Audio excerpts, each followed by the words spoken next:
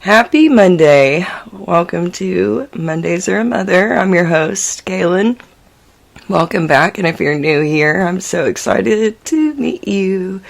I want to thank everyone so much for the likes, follows, the streams. Oh my gosh. I never expected so many people to just relate and talk about what happened with them without going into too much detail, because last week's episode was very heavy, but something I'm going to go ahead and touch on real quick. I was 100% right about not feeling good because these allergies are actually killing me. This is not me. I'm fighting for my life. I can't even express to you what this has been like. I can't breathe out of my nose, first of all. Oh my gosh. Now, I do have to address two things real quick about last week's episode, and then I will get into this week's catch up and absolutely loving the new. There's so many new things going on in life and I'm excited to share them with you because I don't know, the plot twist happens when you least expect it, and if you believe in that kind of thing, if you're writing your own story like me, I love a good plot twist. So one of the top or main questions from last week's episode was, who is the mystery man? We rise at dawn, which I absolutely love, and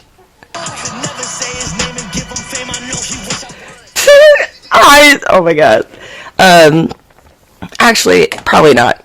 He probably does not want me to share and appreciates the anonymity of it all. So, I won't be disclosing his name. I feel that whatever happens, and he made the decision in the role that he wants to play, so that's his character forever, and I may be the villain in his story just as much. So, with that, another question that was asked a few times was, so are you dating, or do you have time to date? What is next, if you are? And I think if I would have answered this question a few weeks ago, or I don't know, 2 weeks ago even, I would have probably told you that I would not date. That was not in my cards right now. I have been on this healing journey for forever, and I'm tired of healing. I don't want to heal anymore, so I don't know if I'm ready to open myself up anymore to somebody new. Funny enough how life has it. As you all know, I do not take things too seriously. I downloaded Hinge in the summer. Daniel was actually right next to me too, and it was a Saturday night, and I was like, what is going on outside? Do you know that man immediately deleted his Hinge account? Yeah, he was so scared I was going to find it and make fun of it. And that's when I first started recording my podcast concepts, and one of the series I had thought about doing was Hinge Horrors. And let me just tell you that there's a lot. But I answered the prompts probably as myself as I could, so you already know they were humorous to a fault. One of them, I think one was, what is your biggest flaw or something you notice when you see yourself? And my response was, I'm pretty sure that I'm a little cross-eyed. Bruh. I don't know. I figured if somebody likes me, they're gonna like me for me, but in actuality, when I downloaded it, I wasn't taking it seriously at all. Another prompt that I had was, give me your most insignificant Disney quote, and the outpouring of topic lines or main storyline scenes was asinine. I thought, what the I thought you knew what insignificant meant. You know what I mean? But regardless, it was a no-go beyond anything. But it was crazy. The last match that I went to close out on, or I guess potential match, I don't really understand how it works. I gotta be honest, when I first started it, I was accidentally matching because I was swiping the wrong way, and then I didn't know how to go back. I felt so bad for them because then I had to go back and unmatch them once I figured that out, and I was like, I'm so sorry, I'm not, please don't call me Gretchen Wilson because I'm not here for the party. I had figured it out, and I went to delete the account, but something was weird about it, or I had a weird feeling about how to find it. It just wasn't clicking to me, so I thought, well, I'll just exit out of all the people that have liked me. So I was doing that, and on the very last one, I love to quote Disney lines so awkwardly to a point that, like, it makes everyone uncomfortable explaining what movie it's from. And they responded with a airline scene from Rescuers Down Under, and it caught my attention because that was one of David's top 2 favorite Disney movies. Also, in the same week, I kept getting these random Google horoscope suggestions for a horoscope sign I don't have. And I was like, what is this for? You're playing tricks on me. So I just thought Google was being dumb. And anywho, I read it, and then I looked at their profile and saw that their humor was mirroring mine to a point that it was like, I don't know, just, it kind of made my heart beat a little faster. Oh my god, it's beating faster now. Embarrassing. No. I'm such a girl. But I don't know why or what made me jump in, but I thought, you know what can it hurt? And I messaged them, and I was like, I don't know how Hinge works. I really just don't. I want to figure out how to delete it, pause it, end it, get out of here, but here's my number. I was absolutely blown away. They texted me, of course, you know. But our humor was so, well, just matched very well. It was a good thing. Also, Hinge did say we were most compatible. I don't know. I actually don't know if it did say that. I pretended it did, but we have been talking, and he was going on a trip, so we had planned to see each other when he came back, but I decided that I wanted to see him sooner than that. So I was like, alright, I'll make it work. And if you know me, you know that my time is so insanely, I don't have a good schedule. I don't know how to explain it. I just go and make it happen. I do have a good schedule. I'm a great planner. You know what I mean. I'm a busy girl, you know. So even with a sudden change of plans, he was excited to see me. Showed up 15 minutes early. Brought me my favorite flowers. I got it was such a discombobulated time, and he adapted as if he has always been around. It was crazy. I got super sick. I can't even describe to you the level of sick that I got.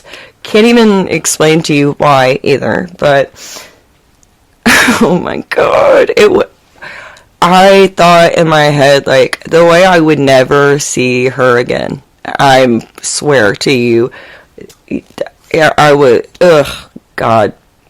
I also did cry a little bit. I swear, like, it wasn't, like, I was crazy. Like, I was literally crazy. And, it was, God bless him. He was so cool. just absolutely the coolest. And then he wanted to see me again and drove. Actually, no. Transparently, I lost something. I lost my keys somehow. Full of everything. Thank the dear Lord for an AirTag. He ends up, when he comes back from his trip, helping me tremendously, making it easy on me, even when it was probably the most inconvenient for him, bringing me my keys, being able to just, like, spend 5 minutes with me. And that was so cool. That was so cool. I'm sure all of you are wondering, like, who is this? What is his name? Oh my gosh. Well, he told me that I can say his first and last name. And I'm going to tell you right now from a standpoint where I have felt like, I don't know how else to explain this, but almost as if it was, like, not shameful to be with me, but people wanted me, but just didn't want to show me off, was so lame. And to be able to say, like, oh my gosh, like, you want people to know you like me? Not that I'm, like, bad, obviously. I'm super nice. Google me. But, it feels incredible. So, for now, though, we will be calling him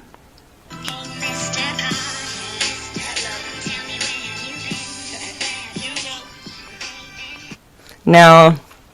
I don't know about you guys, but as delusional as I am, I'm writing Kaylin Carter in my notebook. Oh my god. No, it's very nice. It's very nice. And so, it's also really scary to date when you don't know how, when you've been a very committed person, or when your relationships have been based on previous knowledge of each other. There's a comfortability and a safety in that, and to have to get to know someone all over again and feel like they're going to know the deepest parts of you and not like them is a scary feeling for sure. But I have appreciated the way that taking my time to be selective and look at the glass half full in this situation has given me the opportunity to be a little bit more vulnerable than I have been with others that I've tried. And I think that it's because you can't say the wrong thing to the right person. That's just the way that I feel. And the communication, validation, and reassurance has been just beyond what it's been really cool. I'm grateful. Even if it only lasts for whatever season that we get to experience this, I am appreciative of seeing what it is like to have just non-stop reciprocation. And even when my glass is empty, being able to explain that and be met with compassion is cool. So, thanks, Mr. Carter. Can't wait to see you again. We are making plans again. I'm not just being crazy, guys. I swear. Sometimes I do. I'm like, hey, is this real? Did he actually really like me? Am I making this up in my head? But no, he is real. Super real. Ooh. Now with that, we can move on into this week's episode, talking about learning those behaviors of accepting the bare minimum or less than, where that kind of comes from, what you can do to change that, not just for you, but also for the people around you. That may sound kind of weird, but I promise it's going somewhere. A lot of the time we are conditioned to accept the bare minimum because in childhood, if we had a caregiver or parental role that was in and out. Our parents sometimes, sometimes you got a few versions of this, but for some, it was a picture painted that, they were busy, they were working, they were just anything to protect their image. I know that when I became an adult and learning about my mom passing and then having to relearn that if she had not passed, it would have been a bit of a battle with the addictions that she was facing, that we don't know if we would have had a mom, and discovering the type of experiences that I had in early childhood, would that have been a life that we should have been exposed to? What would have been? Often we have to grieve the romanticized version of who they are while we're grieving the actual version of who they are. And it creates a really ugly feeling when developing relationships, because sometimes people struggle with talking about what they need, because asking for the bare minimum in childhood, you were told, hey, like, don't say anything to rock the boat, or don't do anything, or just accept this for what it is, and therefore created difficult boundaries in adulthood and in adult relationships. How am I supposed to accept this for what it is when it doesn't make me feel good, but you're being told that that's what you have to do? Honestly, that's such icky, because that's what we're doing in our romantic relationships when those are types of dynamics in an unhealed light, when we don't recognize and work on them. And we're just creating a cycle of broken families and just brokenness. So I don't know, how do we fix it? I'm going to be honest with you, I don't really have all the answers as far as that's concerned, but what I will say is that learning how to speak to your kids as if they were your inner child and what you needed to hear and understand. Like, hey, Susie. No, not Susie, but anybody. But, hey, Susie girl, listen, Dad's not coming around because he's got a lot of stuff going on with him. It doesn't have anything to do with you, but it doesn't mean it doesn't feel bad. Like, your feelings are valid. If it hurts, it hurts. And I'm sorry. Is there anything that I can do to make it better? Typically, there's not anything that we can do when a child is being disappointed, or when you were disappointed. What did you need as a kid?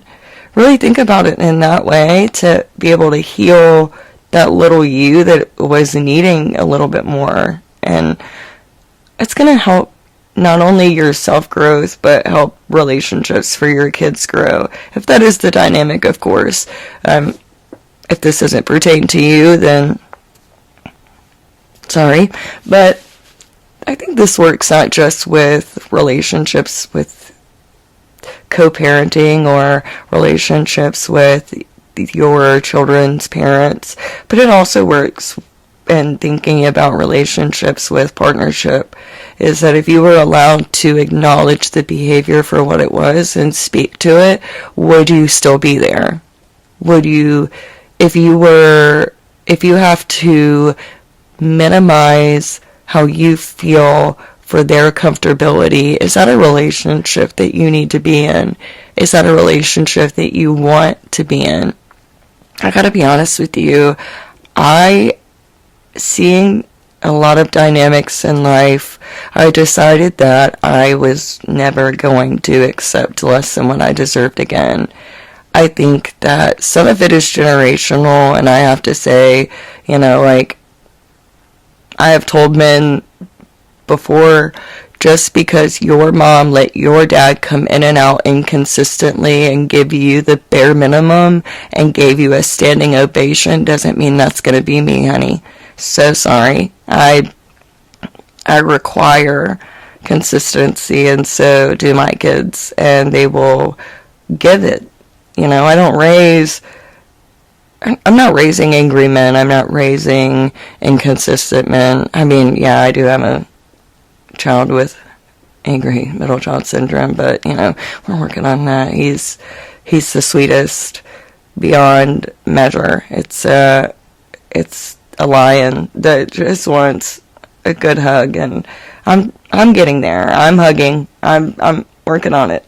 I'm healing too, and that's something that has to be recognized within them. And in order to heal a lot of broken parts of you, if you're a parent, giving your kids what you wanted or needed. Sometimes what you wanted wasn't as great as what you needed, and having what you needed really shifted a situation or was bigger and better than what you wanted.